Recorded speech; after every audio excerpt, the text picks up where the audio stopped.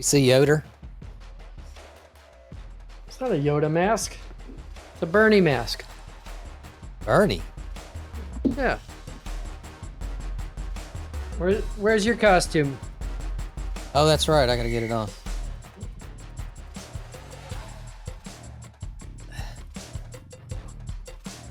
I'm a welder.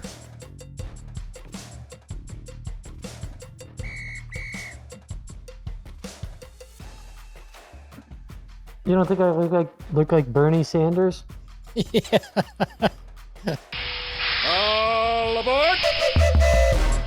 Outdoor service owners, rise and shine. It's time to start fueling your success one adventure at a time. Welcome to Outdoorsy Entrepreneur, brought to you by Big Tuna Websites, where business owners learn and explore ways to take charge and level up. Today, we're going to take a Tales from the Crypt episode, sharing some horror stories we've had with lunatic clients, jobs from hell, and crazy employees. We are your hosts. I am Kevin Fontaine, and this is mi hermano de otra madre, Patrick Harders, an outdoor lighting design manufacturing genius. What's that? I said, how you doing, Kevin? Good. Join us on this journey every Wednesday. Like, comment, subscribe on our YouTube channel, and listen wherever you get your podcasts. And follow us on our social media platforms at Outdoorsy Boss. What's going on there, Yoda? I think I look more like Bernie Sanders. I think that's my look. It's a political season, last week of the election. Yeah, man. Coming down the wire, baby. Yeah, I had a Trump mask, never came in, so I went with Yoda. A lot of Yoda wisdom. / Sanders. Yeah. I am a steampunk mime. I don't know. It's a new one. The facial expression didn't change. Yeah. All right. So today we're going to share some horror stories. Pat, me and you have been through the ringer over the years. And, I guess we'll start with like accidents. Have you ever had any accidents with trucks, vehicles, equipment? Crazy, 25 years, and knock on wood, whatever. But we really haven't. We had one small accident in Burger King parking lot, but that's it. No falling off ladders. I mean, wow. God's grace, something. I don't know what it is, but man, we just have been very fortunate. That is unbelievably awesome. We had one accident we had where I think I told you the story before, but my guys are going down. This happens to be Harrison Boulevard. It's like a 4-laner. And they go down to the bottom of this hillside there, and they didn't realize it, but a guy was pulling into his own driveway with a truck and trailer, small little 1-axle trailer, and it bottomed out a little bit as he went into his driveway and came off the hitch and started creeping back into Harrison Avenue. My guys didn't catch it in time, and it just like blazed past them, like took out our mirror or something like that. And that was pretty insane. Yeah. Sorry, I'm Yoda part-time. Just so people knew who I was. We did have one time we showed up a week early to an install. So we're not supposed to be there. Scheduling system got screwed up. We got to the customer's house. I called the guys. I'm like, hey, you're at the wrong house. And they took out the guy's mailbox on the way out. So we haven't even installed the lights. And we're like, hey, we showed up a week early and we destroyed your mailbox. Oh, that's the client's house? Mm-hmm. Oh, no way, dude. Still went with us. Got a good review, but, had to buy a new mailbox. So it's like. Did you have that budgeted? That was not. That was a small one, but. Every company, home service company's taken out a mailbox in their lifetime. Yeah, especially when you got trailers. Trailers are the worst. No doubt. Enjoying a little IPA beverage over here. Yeah. Loving some I'm looking IPAs. for one. I was, I went right from one meeting to the next and then go to a consult and then came back here just to hang out with you tonight.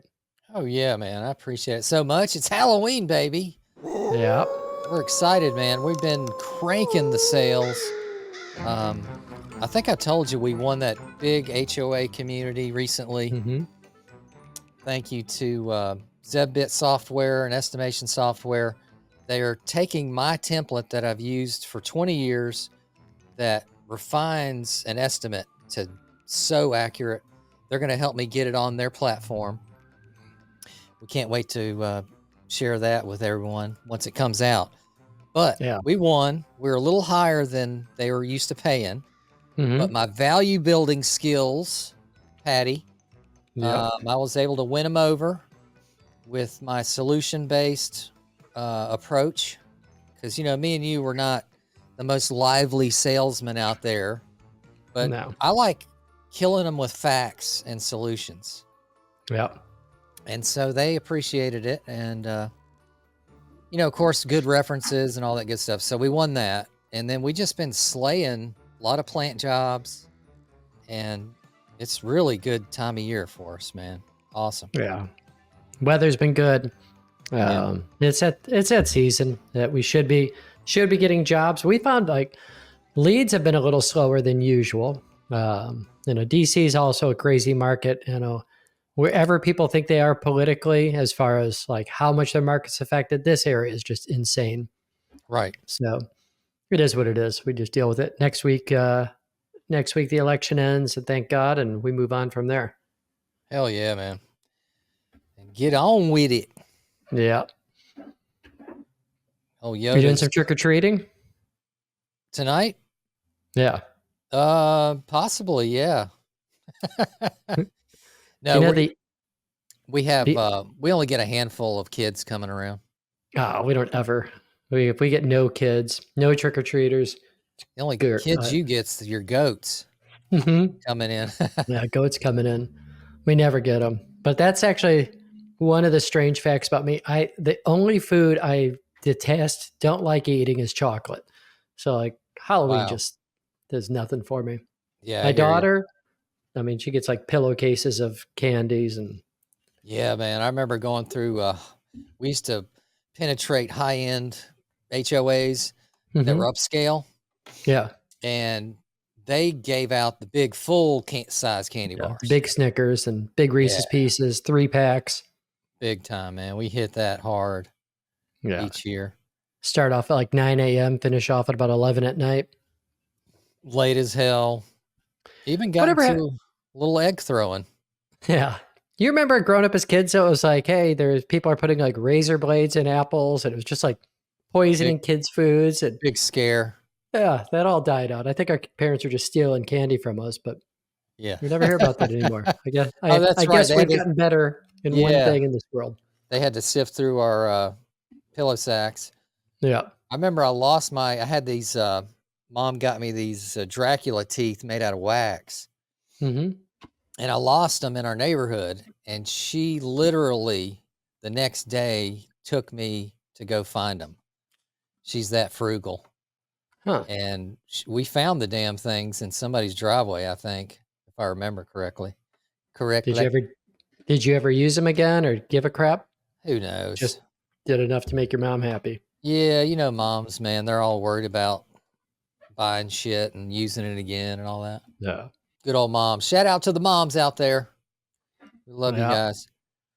All right, let's talk about crazy employees, baby. You got any good stories? I've got, when we run into him, I had a guy that, he just knew he was problematic, but he kind of had hope. Like maybe I could work with him and fix him because he seemed like he could be good in sales and we could develop him. But I remember he came up and he's like, hey, you guys are in a lift. We're doing cafe lights or bistro lights. And he's like, you guys are in a lift. If you don't have a harness on that, it's like a $15,000 fine if OSHA finds you. And of course, as soon as Josh, my head guy, gets up in the lift, OSHA comes pulling up. So he actually he called OSHA on us. Who did? We found out an employee. Yeah, our own employee, and then wondered why he got fired, which I didn't fire him for that because that's illegal. Surely not. Yeah. The next 3 days later, when he was 5 minutes late for work. Yeah, there you go. Mm-hmm. You have But a yeah. one-time policy for being late. Yeah. Actually, he got injured 2 days later. So I'm like waiting for my chance to fire me. He gets injured. And I was like, oh, that's For a why long- we actually hired a company, just an HR, like you share an HR representative, and we put a retainer down for like $2,000 for the year. And if there's ever an issue like that, like how quickly can I fire this guy? We'll consult this one lady, and she just kind of walks us through the legal issues and everything else. Yeah, there's a lot of stipulations and legal verbiage and muck that you have to go through, and human resources is a whole rigmarole, man, to correctly curtail someone out. It's a big deal. We had a girl in Sterling actually we had a girl that was hiring for us. So Damien and we're just starting off, and she interviewed all these girls for answering phones, hired this one. She comes in on her first day. She's 8 months pregnant. We're like, hey, that wasn't part of the interview, was it? I was like, oh, we didn't think like you're going to need time off next week. And then we have 6 weeks, or 2 months or something off. I'm like, might have just waited. You don't have a maternity leave? Oh, we did. Yeah. Paid? We had to. Yeah. It was a paid maternity leave as soon as she got hired. I'm like, for 9 months. Yeah. Yeah. My God. So I had this one employee, we'll call him Jimbo. Jimbo liked to work solo, and he liked to milk a clock. Yeah.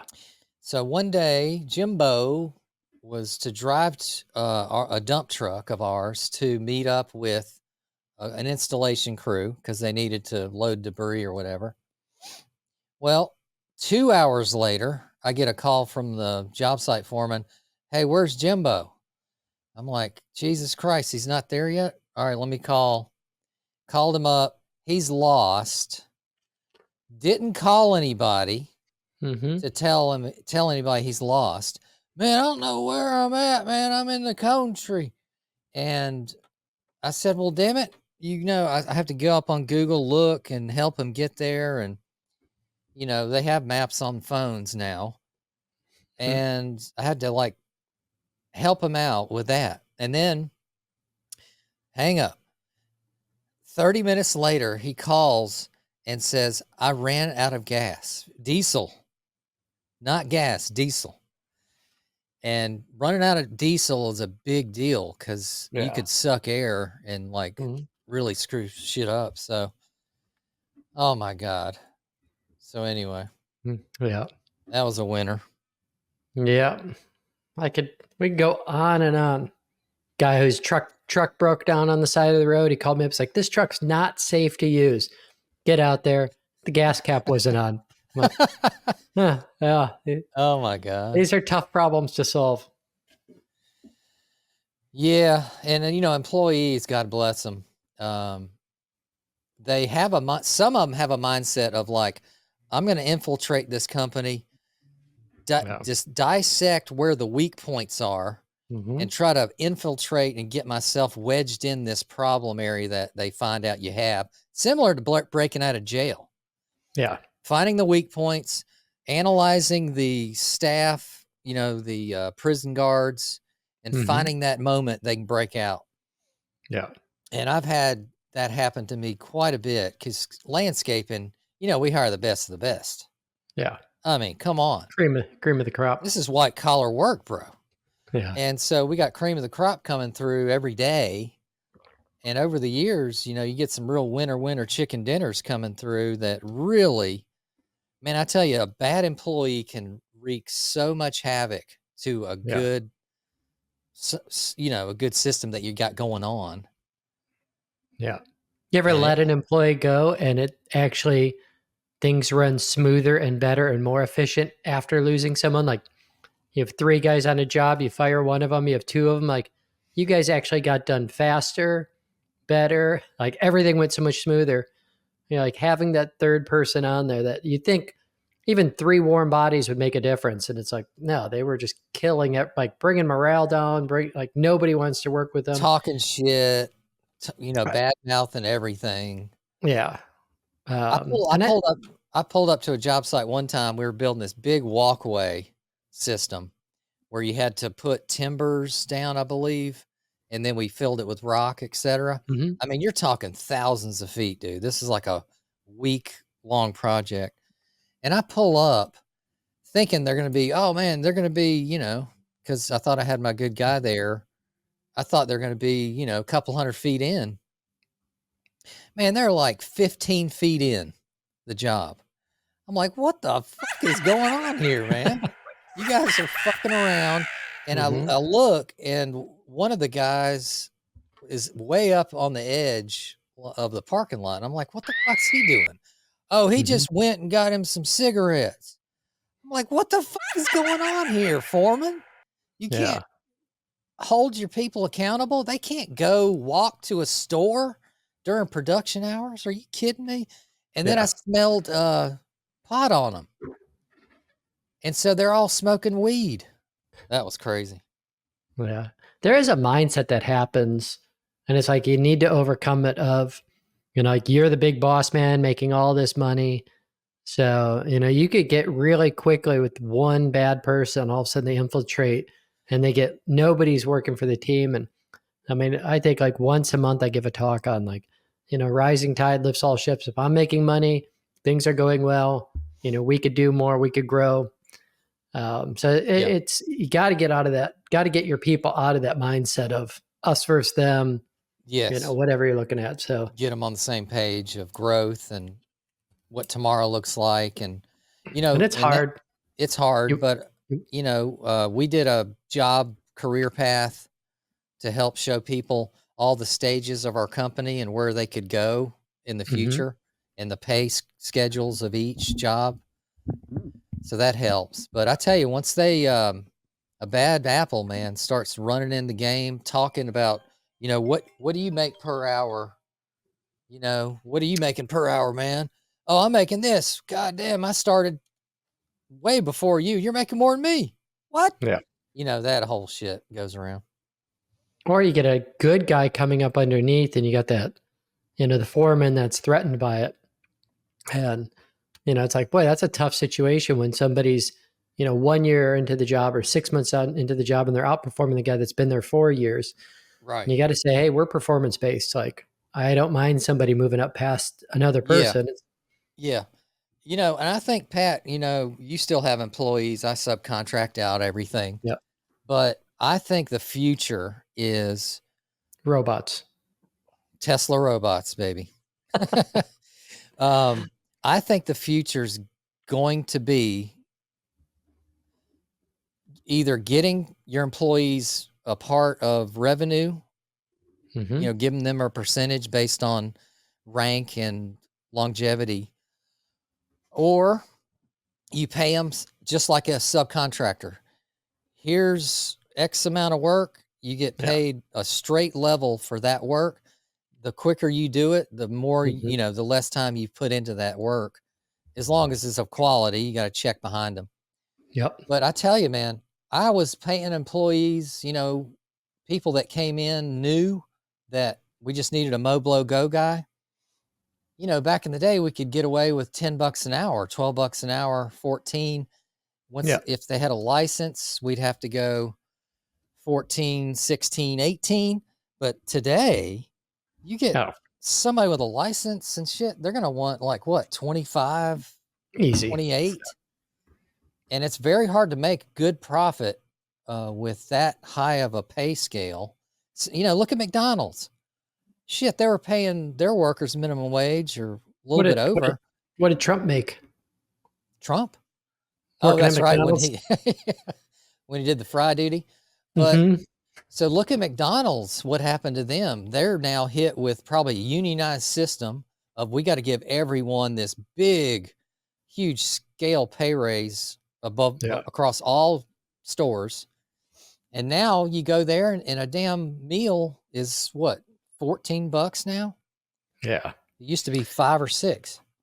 But I do think that incentive base, I mean, you think of like how we really came up in business is like we got paid on the job.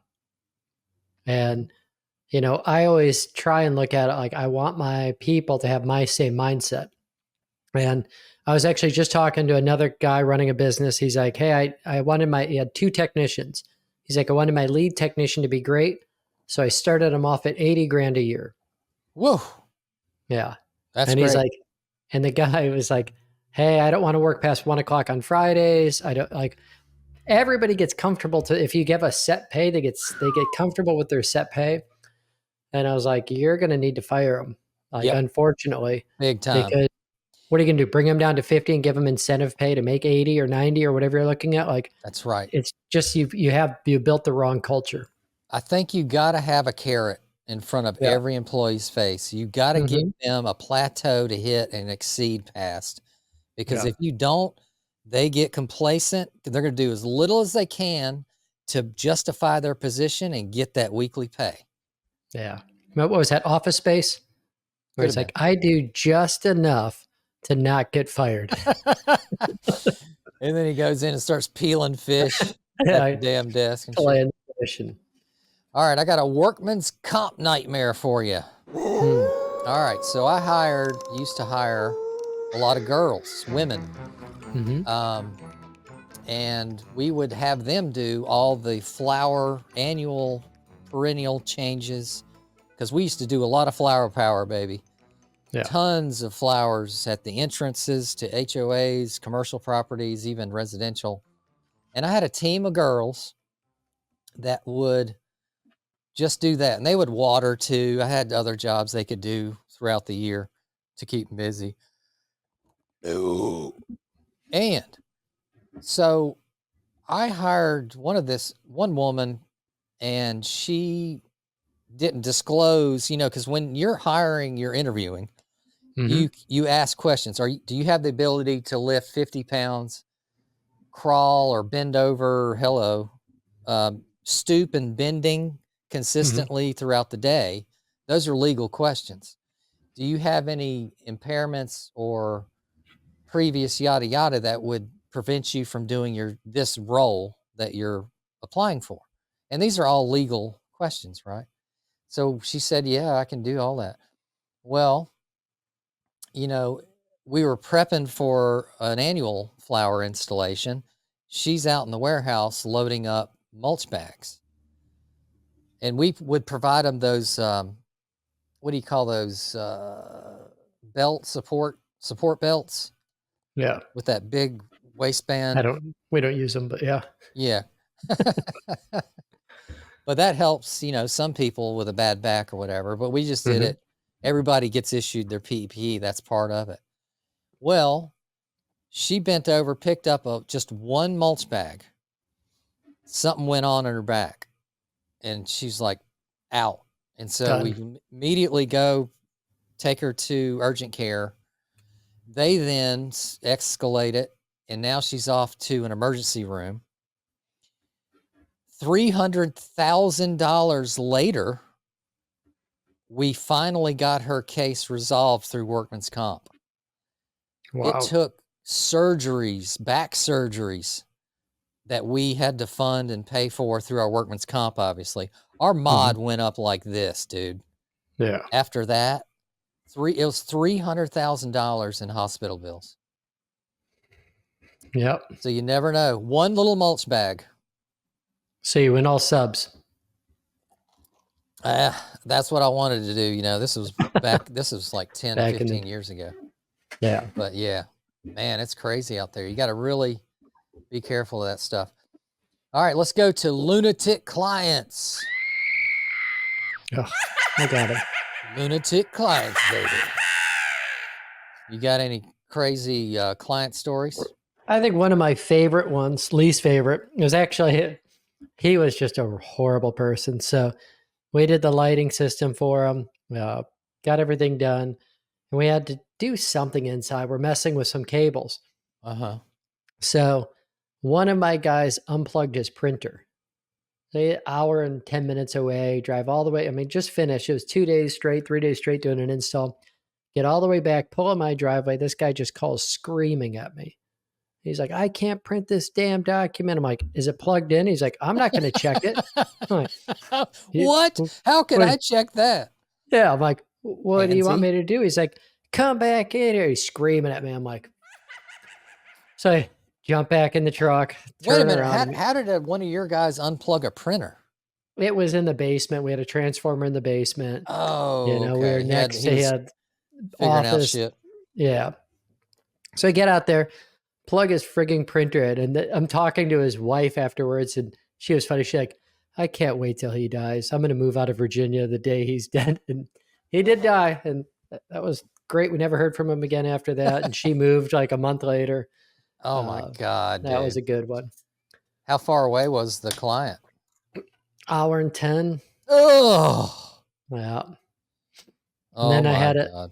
another guy, similar thing. He had I had to go out there on a Saturday. So I hate going out on the jobs on Saturdays, but it was just like a service call. He was getting ready to go out of the country. Mm-hmm. Do my service call. I think he had like 2 light bulbs out and his post lantern light bulb was out. So I changed out some light bulbs. Everything's working. Get back home. Same thing. Screaming at me, yelling. And he's like, you knocked out the power to my house. Like, I'm changing light bulbs. Like, it's physically impossible. Don't He you goes, have a well, what? fuse panel? Yeah. He's like, well, what did you do? I'm like, there's no way I can knock out the power. And we're heated at this point. I can't knock out the power of your fucking house. It's like impossible. Right. So then, he calls me. I'm driving back to his house to see what's going on because he's like, literally, I'm getting on a plane in 3 hours. I don't have power. And I'm like, did you check your neighborhood? He's like, yes, I'm the only one without power. You did something. I'm pulling in. I'm probably, I don't know, half a mile. It was a good 45 minutes, hour or whatever. Uh-huh. Pulling into his like subdivision. He calls me up. He's like, hey, good news. The entire neighborhood's out of power. You didn't do it. I'm like, oh, you didn't think my light bulb knocked out the entire neighborhood?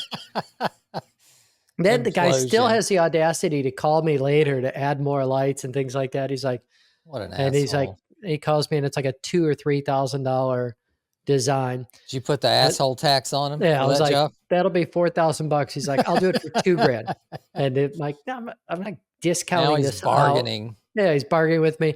And he did say to me, he goes, I know you probably would be much happier doing like a $20,000 or $30,000 job like you did my neighbor versus dealing with me because I know I'm a pain in the ass. I'm kind of an asshole, but I still want to get better pricing. I'm like, Go to guess we're Kmart, stuck. pal. Yeah, I know. I guess we're stuck. But yeah, he pops up about every 3 years. Just like, Mike, you haven't found someone else to do your lighting yet? No. Calls me Right. about every 3 years to add more.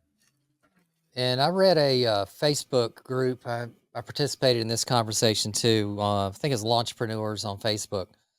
A guy has this horror story a little bit. So he's Moblo Go. Has a client. He accidentally cut down their bulbs. They have these bulbs, perennials that shoot up from a bulb. And in order to be proactive, he, because he said their kind of landscape's kind of a mess. It's not very organized, formal.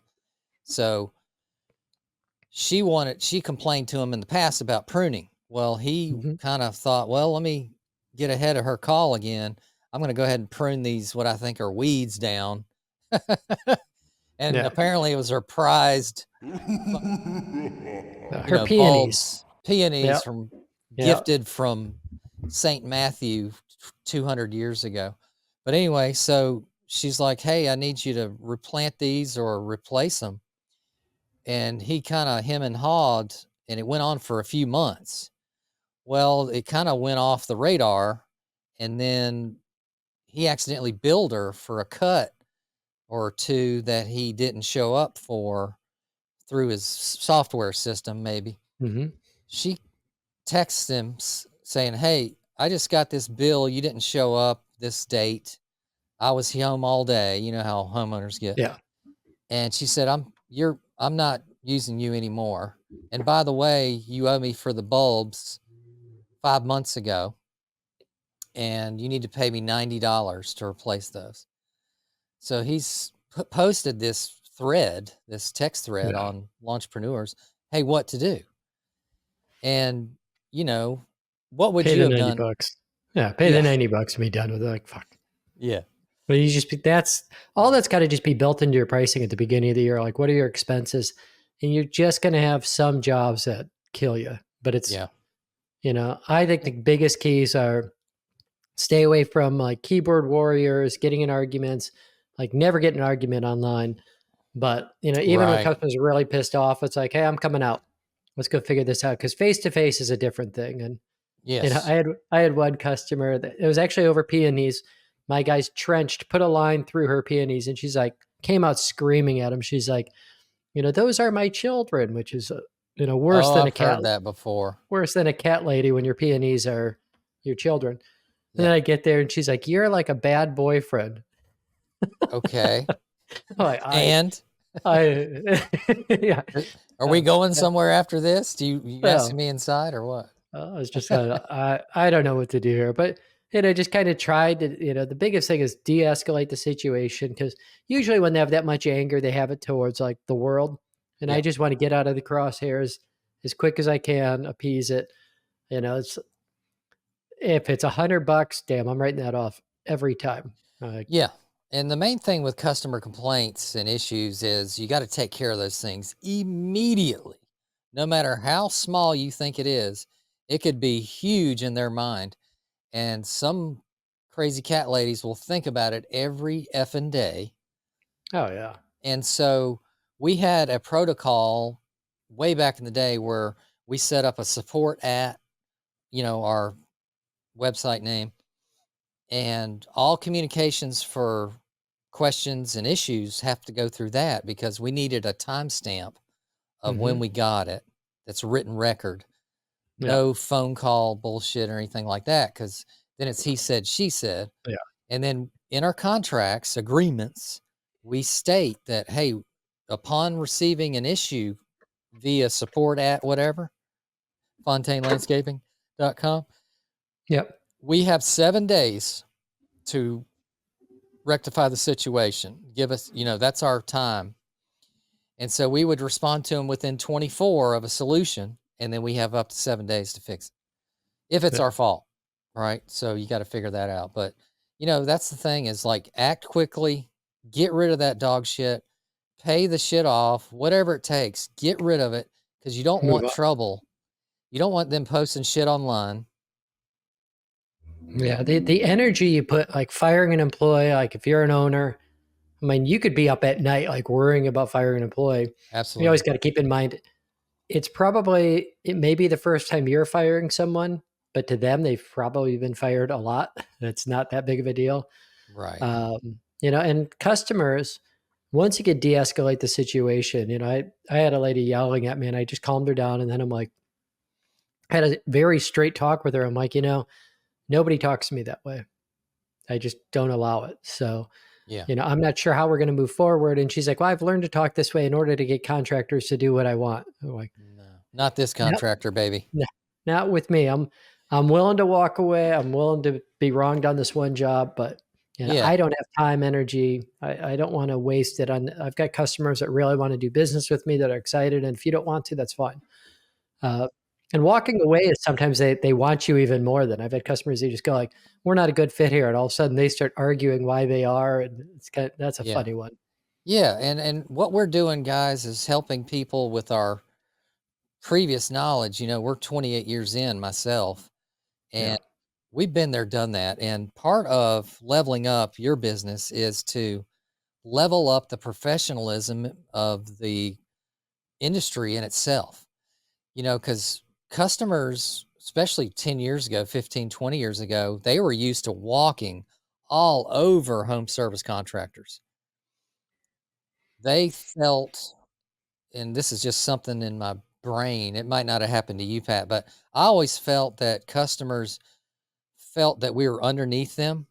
hmm And even though we had a contractor's license, all these certifications, whatever it was, we felt beneath them in the conversation. Not all clients, but some.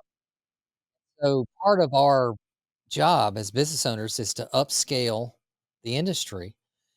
And what that does, you're talking killer agreements, killer verbiage, killer processes, killer uniforms. You do a great job, but you do it consistently and all this stuff, and you're getting good reviews and all this good stuff. And what that does is it upscales the industry in itself, and then we can all get paid more. And yeah, we're felt as a really an attrition to building up values of homes and property values and stuff like that, and reducing stress with your outdoor lighting and making their lives better and more stress-free and and more safe, safety, security, and all that good stuff, And I do think it gets easier with time, like time, experience, confidence. Like some guys just naturally have it. Yeah. And I think the Yeah. biggest thing is when you're young and you're getting going is just getting caught up in the emotions. And you just gotta. I got a good friend tell me early on. He's like, in 50 years, who's going to care? And I was There like, you go. yeah. It's called perspective.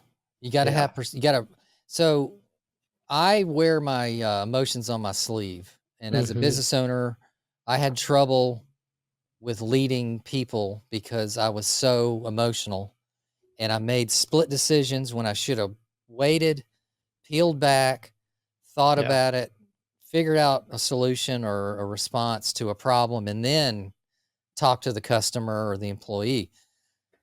Me, I Yeah. would just blast out whatever Yeah. the hell was on my mind and just ruin Yeah. shit and just 6 ruin it, beers into the night going, what did she write me? Ah, I've you learned know? it's not bad to write it, just don't send it. Wake up the There you next go. day and go, all right, is this really what I want to say? But it is that emotional thing because it's like you take Well, pride in what you're doing. yeah, it's your You're baby. excited. Yeah. And it's like, This business is your baby. yeah. And all of a sudden you're getting attacked and it's like, things just come out of the blue or 5 things happen at one time. And it's like, you need to de-escalate situations and turn Okay, I got a perfect example. This happened 2 weeks here. ago. This is at our 86 homeowner subdivision. So we got 86 homeowners every week to quality control and do a good job for in Apex, where I'm from here. And I get this email from a landscape board member and say, "Hey, you guys just mowed synthetic turf behind a customer's house." And she sent pictures and it shows synthetic turf that's been damn crushed to death. And I'm like, what in the flock of seagulls is going on here? And I said, all right, Mhm. let me look into it. That's all I said. Well, I looked into it. I called my sub and sent him a picture and say, "Hey, dude, what the hell is going on here? Did you guys mow this yard?" Did he put lines in it and everything, make it look nice? Make it all striped out looking. And he's like, "No, we don't mow there because it's a fenced in area and we typically don't mow fenced in backyards." And I said, "Okay, well, thank goodness there." And so he said, yeah, and he checked the area, the address, and he said, yeah, sure enough, we only mow one of these backyards on this street. And so I've sent that response. And then a couple days later, they emailed back. Guess what happened? What do you think it was? Goats. Goats got in. Well, well, yeah, the ricochet lighting off from the sun off a window melted a strip of synthetic turf. That's wild. Isn't that wild? So that's what it was. Yeah. But people, they'll shoot off the hip and blame when they don't investigate and take the time to peel back, just as us business owners. So everybody, both sides, okay, clients, business owners, let's agree to take it easy, think Yeah. about it's not that big of a deal, and then communicate. I think that's a overall Yeah. best scenario there. And I do think you have an opportunity if you're staying calm to defend yourself. I was walking a job with a customer during the nighttime, and he's like, "By the way, your guys stole my ladder." I'm like, "What?" Okay. It's like, "Yeah, you guys stole my ladder." I'm like, "Your ladder?" I'm like, "What was it?" And he starts telling me about it. It's this old, shitty 30-year-old wooden A-frame ladder. I Like was you like, "Are guys you-" don't have 10,000 Yeah, I was like, ladders. if I put my guys up on anything, if it's even wobbles a little bit, like we need a new one. Like they want all fiberglass, they want everything high end. I'm like, they're not going to touch out. Then I'm walking around and I see the ladder sitting in the bushes with weeds growing over it. So I said, "Is that your ladder?" And he goes, "Oh, there it is." And he's like, "Well, they must have pulled it out of the garage." And I'm like, "And made the plants grow on top of it?" Yeah, And so like, intertwined. okay, So then, me being an asshole, I just was like, well, you did just accuse me of stealing from you. And we didn't. So should we talk about that? And he's Yeah. like, got very defensive. But You got no, your checkbook on you? yeah, I was like, I actually do take offense to that because we're not Well, yeah, stealing. that's real shit, man. I mean, and you hate it Mhm. when your employees steal. We've had theft like hell, bro. You know, we Yeah. covered that one story of a guy that found out my office key code and worked his way in and stole a bunch of new steel equipment. Yeah. And it's just a thing, man. Desperate people will do desperate things to get by. And Yep. my God. And so you've got to be so, and that's the problem with me. And I've always battled this. You want to be this fun, outgoing boss that's proactive with them. Yeah. Hey, I'll do this. And then you get people stealing behind your back and doing stupid shit. And so Yeah. you build up this guard. You know, I got calluses over the years, man. I started becoming a ruthless, and it got to me. And that's Mhm. part of the reason I went to all subs is I was getting so fed up with this drama, this dog shit environment that could and does happen. It happened to me. I'm not Yeah. saying that's everybody, But but you don't become a crabby old man just on your own. It's through experience and people working help. around people. Yeah, people they assist in getting that anger and everything. So But it's I my, think that's you hard. know, it is. It's my fault too. You know, not having uh, enough positive environments, enough positive people in your team, Yeah. and then it just drops on the owner's shoulders. That's a lot of stress. You know, you're dealing with paying bills, buying equipment, not being able to afford something, worrying about bids going out to get underbid or they make money. Yeah. We got guys running over mailboxes. So it's a thing, you know. Yeah. So And I think that's like one of the great talks that I think is important. A lot of times like employees won't tell on each other. Probably like, right. dude, I just caught this guy who was, he was going into Home Depot with the company card, buying Milwaukee drills, bring it home. The next day he'd go and return it and get store credit and then sell the store credit online. Ends up talking to an employee. He's like, yeah, I knew he was doing that. I'm like, you didn't want to Okay. tell me? He's like, well, I didn't want to snitch on him. Like, What you the know, hell?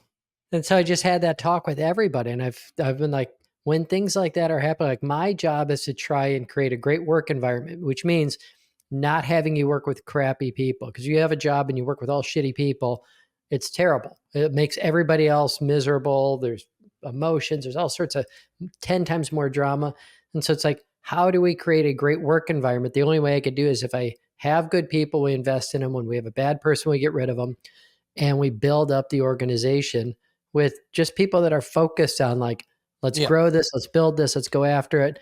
And you guys got to let me know. If you're not going to let me know, then you're not a good fit here because like you're going to allow, and Well, yeah. you go to football teams. Like I always gave like, like Chicago Bears are probably, as you saw last week, they're the best coach football team in the NFL Mhm. by handing off to the center on the 1 yard line and fumbling. Right. But I look at teams, like I said, why were the Patriots so good? And it's like they had leadership in the organization. Tom Brady didn't put up with shit because he wanted to win. The old Bulls team, like Jordan was harder than the coaches on other That's right. players. And Brady And it was would like, cuss his ass off on the sidelines. yeah, they'd pull them aside and be like, they bought into the mission of what they were trying to do. They wanted to win, they wanted to grow. And so I'm like, those are the kind of people we're looking for. Like if I'm in charge of doing everything, including monitoring like everything everybody does on every job, I don't have time. Like, You don't so have you're time going to to get grow your stuck with company. shitty employees next Yeah. to you that are like Yeah, ruining no, everything. we can't, as business owners, we can't do it all. You know, Mhm. growing a company involves your team. You can go somewhere fast on your own, but if you got a team behind you, you're going to Yeah. get there. Not, I don't know what that slogan is, but it's not as Faster. fast, but you go longer. That's it. Yeah. So with a team, you go longer Yeah. and farther. So, Yeah. sure, us owners, we can make quick killer decisions. We can probably do the service just as good as an employee could or better at times, but we can't retire if we're the working person every day. You got to get yourself out of the truck. You got to develop a team. You got to magnify the team, advertise, market, sales, get more revenue. So you can get 2, 3, 4 crews. Man, then you're on the way to retirement mode. Because Yeah. I tell you, how many crews do you have in your lighting business? We really have 2. So that Okay. was one thing. We reduced our labor a lot and did the incentive pay. So they could, I mean, we could knock out a $15,000, $20,000 job in a day. Wow. Yeah. That's a lot of revenue in one day, dude. Yeah. A lot of Yeah. product costs, even though I have the product, but it's still not free to me. Yeah. But you're probably what, 50% gross? Yeah. Somewhere around there. I mean, so you're talking $7,500 gross a day. I mean, that's pretty killer. I mean, shit, 7,500 times. Well, you gotta have days where the sales aren't in. All right. Nightmare jobs from hell. All right, Pat, do you have any crazy jobs that just brought you straight to hell? I think one of the worst ones I did was Fort Belvoir. So it was right after 9/11. You know, I'm like, I get a chance to go light up the secure army base. All excited. Found out I underbid the job. You know, my competitors were all 100,000 plus more than me. Oof. But yeah. And we were out there all the time. Took an hour just to go through security. It was just a nightmare with that.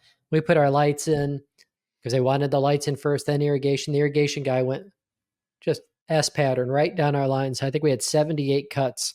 You're basically like, lights aren't even on yet. We have 78 cuts in the wire. We're just having to run all new wires. What the hell cut them? They had a ditch witch. Oh, So okay. they're running the ditch witch. Why the lighting went in first doesn't make sense. Like irrigation had to be a foot deep. We had to be 6 to 9 inches deep. Logic would have it go that way, but that's the way they called for it.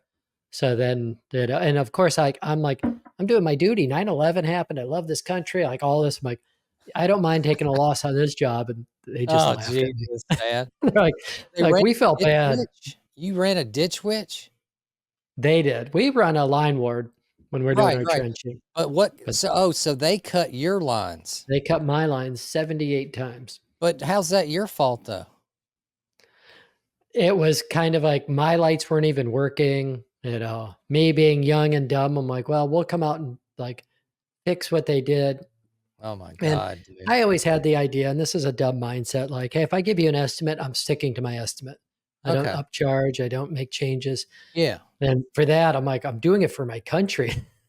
Yeah. And that's another big thing, guys. When you give someone a quote, a lot of times quotes change, especially when you're there already starting to work. You get homeowners that come out, hey, can we move that hydrangea over here? And let's put, you know, I want another one over here. It's not enough bushes. And you're going to get the thing called a change order. You've got to get that in your system because, and especially you got to translate that with your employees because look, if you have to go get more plants or move shit or do this, that, and the other, you got to get paid for that. And a lot of times as business owners, we're like, oh, I just let it slide. We're already there. Yeah, we're there. Let's do it. Yeah. So best line to say is, do you want me to give you an estimate on that? there you go. Just to change the mindset of like, oh, it's Yeah, just no, job I'm creep. good. I'm good. Yeah. You know, so you'll find the evolution of the business owner. You'll do everything for everyone.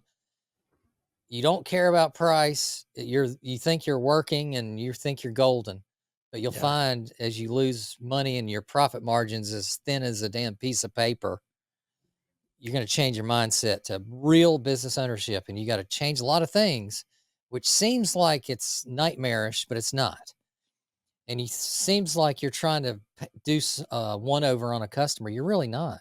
You're just trying to build a brand that can make money that you can then retire from, give your employees killer pay, buy the new truck, the new equipment. And it's a thing. You got to do it and you got to set yourself in there. That's why contracts are so important. Big time important. It's everything. Yeah. Because it holds you accountable to provide this service A to Z. And then legally, you've got a binding contract that they are responsible to pay you for and you're responsible to deliver. Yeah. It's better for both parties. You always say that this contract is for your protection and mine. And it's like, the other guy just did a handshake deal. I'm like, how do you know what you're getting? What product are they putting in? How do you know how many they're going to Well, put in? well, There's he put the flags out, Pat. yeah, I He put the showed he flags up. showed the homeowner where the lights are going. You went to site one, got some, promise this product, put in this one. You're like, you see it a lot in plantings where it's like, hey, that crepe myrtle is literally 24 inches tall. Like that was a $19 crepe myrtle instead of a 6 foot tall, 8 foot tall. So 2 Yeah, years from now, it'll be at the right size. and everything we do, and I know Pat is very similar to what I do in our business. We're constantly, as business owners, thinking, how can I up one that nobody else is doing in my industry? Because we're in a hot and heavy business environment here. I've got hundreds of landscapers in my damn town. Yeah. They're bidding on my same customers. How can I set myself apart? We're all mowing the same grass. We've all got the same employees. How can I be different? How can I justify my higher price? Because that's Mow what you want. AstroTurf. Yeah, melt AstroTurf with the sun. Have a guy sitting there with a mirror. Yeah. and so I think of ways. It's my advertising. How am I different? It's my presentation sales. How am I different? Am I building enough quality and solutions into my sale? Am I, because like today I was on a sales visit for another HOA, townhomes. I said, man, we subcontract everything we do. Oh, really? You don't say. And that's a shocker for some people. Yeah, I had a lot of employees back in the day, but I've transitioned into a subcontract mode and they're all specialized. I've got a mowing crew. I've got a mulch crew. I've got a fertilization crew. I've got a irrigation crew. I got a hardscaping crew. They're all specialized. It's better for you. They're more qualified and they've been doing it for years. And by the way, we're going to do something that your contractor may not be doing now. We're going to come here once a month, myself, because I'm the owner, account manager, billing, yada, yada now. I'm coming once a month by myself and I'm going to grade this property once a month during contract. I'm going to look at shrubs. I'm going to look at lawn. I'm going to look at weeds. And we're going to have this, rate system that I'm going to send you once a month. And we're going to be on the same page. And then we're going to do newsletters. I say once a month. Sometimes it goes every 2 months. We're going to give you a heads up what we're doing each month. And then I want to meet with you and the landscape board twice a year. And we're going to walk this property together. We're going to come up with safety concerns. We're going to come up with enhancement solutions to make your property values go up. And that's what we do. We're a solution-based full-service contractor. And so you got to really unload on them day one. You got to be very quick with everything you do. Quick to respond, quick on quotes, quick on everything. Because if you don't, it gives them that 5-minute, 5-day delay. They're going to call 3-4 others. Yep. To solve a problem, right? The other big thing you did is you have I call it an elevator pitch, but like, what are your strengths? So, for us, we say the opposite. So just because like I look at it one way doesn't mean you can't turn it into your strength. I say, hey, we don't have any subs. Everybody else is, everyone's in-house. They've been through training. We manage it. We're specialized. Like this is all we do. Yeah.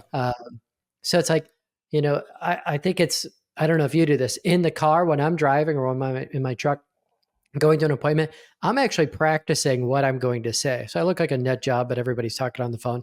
But I'm actually role playing in my mind and sometimes out loud of like, what's my elevator pitch? And are you consistent? Like, what are our feet? What are our benefits? Why do you want to work with us? And I'm sitting down, slowing down the presentation and talking about that. Yeah. So practice with your wife, your girlfriend, your boyfriend, your husband, your team members. Role play scenarios.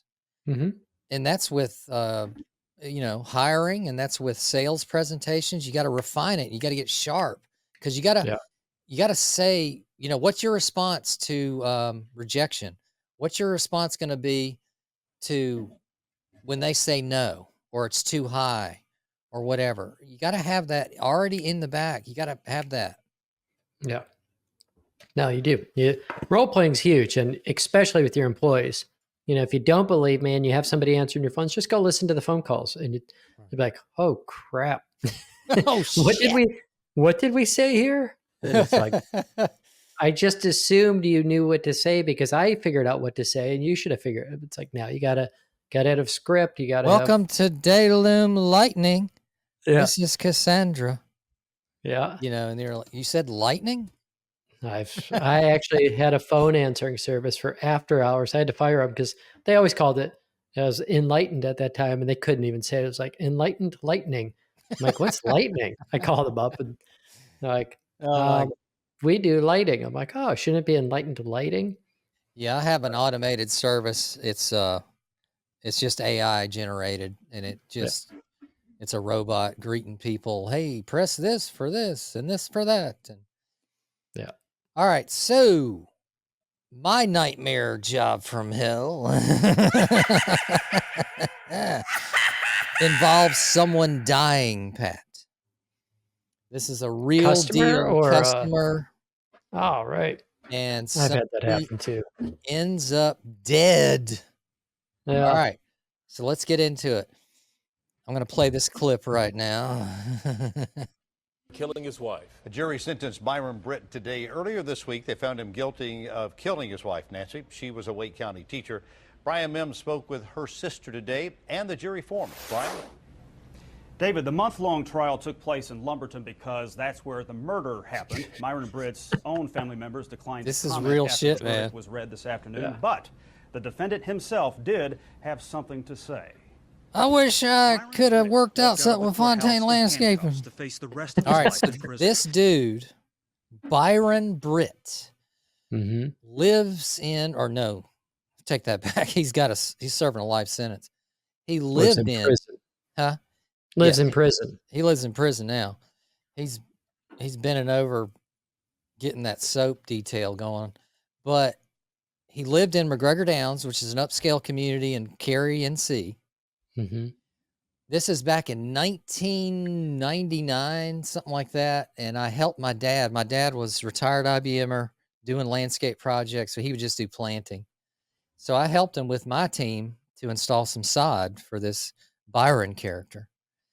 It's during the winter, shitty soil, like freaking wet. During the winter, it doesn't ever dry out. Yeah. So we're trying to till it and lay sod, and we're stepping on it. It's got footholes in it that won't go away. Big We try deep to- pit. Like trying to damn install a septic field. Was somebody digging here recently? Jesus. Did we make it look worse? Yeah. No, but we did our best because it's winter time, and we had to like drag this fucking, weighted roller to try to level it out. And we did that like 3 or 4 times. Yeah, because you got foot marks and all that shit. Yeah. Well, anyway, my dad, doing it just as a part-time gig, never had contracts. Mm-hmm. So he agreed with the customer, hey, we can reside your lawn. Let's say it was $10,000, which I don't remember. He said, okay, we get a down payment. It's 50%. He gave him 5. Okay. We do the job. After we're done, my dad goes, emails him, whatever, says, all right, we need the balance now. We're done. Well, Myron Britt said, no, I don't owe you any more money. I think he was a home builder at the time. Ah, He's like, I don't owe you any more money. And my dad's like, what the hell are you talking about? It's like, no, I gave you a check and you cashed it, and we don't have a written agreement. So good luck with that. So my Yeah. dad was pissed off. You can imagine he blew his top and probably called him everything under the sun. Well, my dad brought him to small claims. And the problem is you didn't have a contract. He didn't have didn't an have a agreement. contract. Yeah. He cashed a check. And as far as courts are concerned, if you cash a check, that's pretty much the agreement right there in a nutshell. Yeah. And so said service, said pay. What else do you have? You don't have anything. So my dad lost the damn case. 2 years or so later, ends up killing his wife Nancy, and his wife would go visit her sister, who was, I think, had some, issues or whatever. So she would care for her a little bit, like an hour or so away. Well, that's crazy some bitch. He got into trouble with his building business, got on hard times, needed money. He put up some life insurance policies on her, and Gotta kill her. And so he developed a plan. I'm going to go kill that ass, baby. And he went to that house, got in somehow, surprised him. And I don't know what happened with the sister. I think she was okay. He just shot the wife, the one with a bounty on her.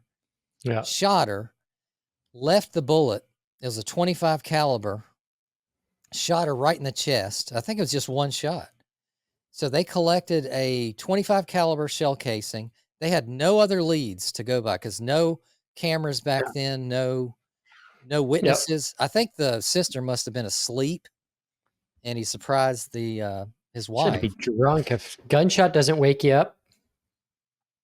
No, but she was like handicapped or something, so she couldn't jump out and go fucking throw the shotgun out.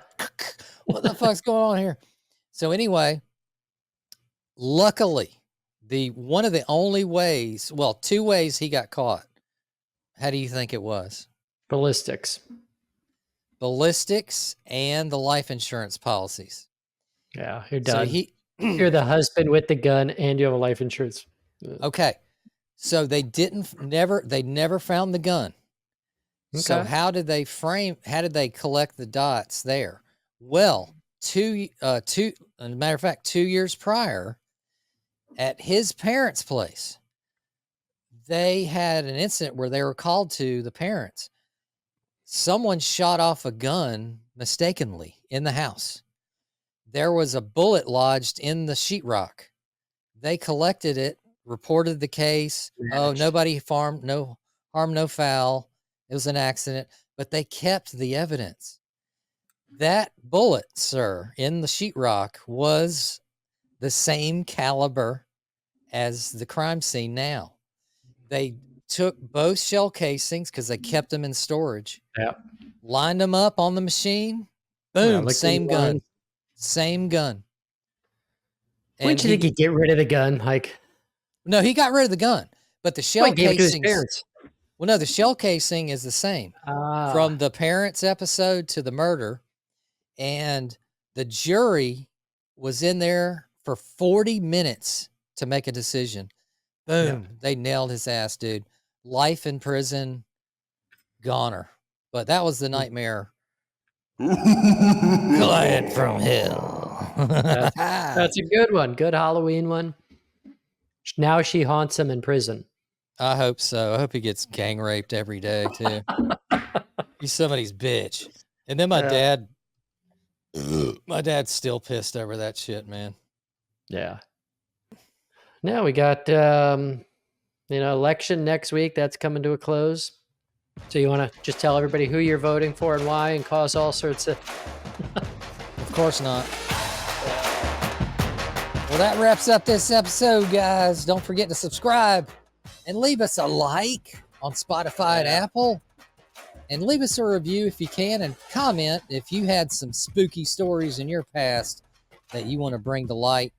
And we'd love to hear them. If you have any questions, or if you want to even schedule a one-on-one meeting with me or Pat, send us an email at outdoorsyentrepreneur@gmail.com. Make sure you're subscribed to the Outdoorsy YouTube channel and hit those notifications and listen to wherever you get your podcasts, and follow us on our social media platforms at Outdoorsy Boss. Business tools we love, use, and highly recommend. Big Tuna websites, baby. House Call Pro field service software, and ZEVBIT budgeting and estimation software. We got money-saving links down in the description below with special discounts to our Outdoorsy community, baby. Big thanks to everybody watching. Small business owners, we got to level up, even if it's that 1% per day effort to make our business better. We got to build a business that's going to help us retire and make some money. Until next time, stay safe and keep growing your business. Happy Halloween. Peace out. Peace out, everybody. Later.